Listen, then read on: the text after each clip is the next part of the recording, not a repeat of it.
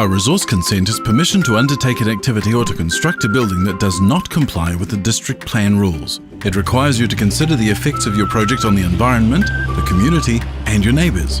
You'll also need a resource consent for subdividing your land. A resource consent is different from a building consent, which covers how something is constructed to comply with the Building Act.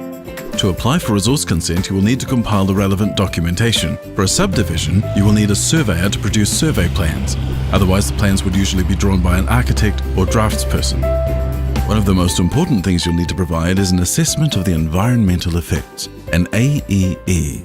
You can ask a consultant planner, surveyor, or architect to prepare this for you. If the proposal is small in scale, you may wish to prepare this yourself. Council planners can give you guidance on this. An AEE describes the effects of your proposed activity on the surrounding environment and on your neighbours. The complexity of your assessment will depend on the scale of your proposal. Let's look at some things that would normally trigger a resource consent.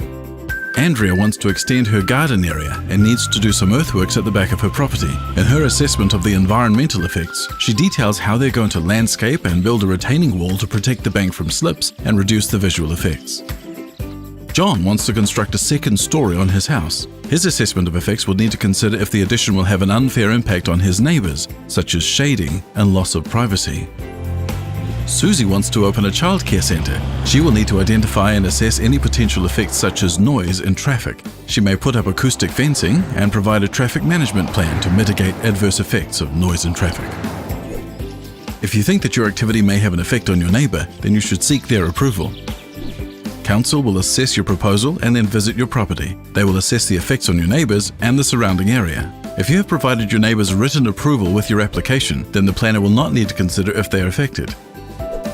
As long as all the relevant information is supplied, Council will provide you with a decision after 20 working days. If your resource consent is granted, make sure you read and understand your conditions. The proposal must be undertaken as shown on your plans, so make sure you get it right first time, as it may be difficult to change later.